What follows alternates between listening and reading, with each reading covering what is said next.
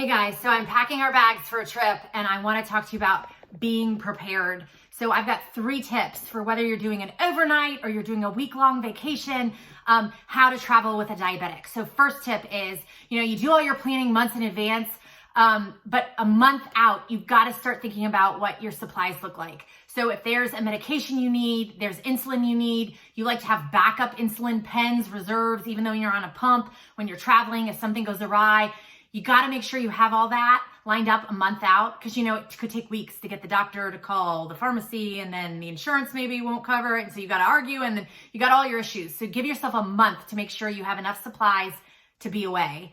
Second, have a list. We created a list years ago of all the things that Rhodes needs when he's traveling.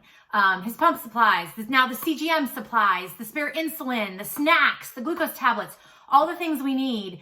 And we don't have to try to go through it and think about it every time we're packing. We just grab the list out of the drawer, consult the list, make sure we've got everything, throw it back in the drawer for the next trip. So that makes it super easy. Create a master list and consult it every time.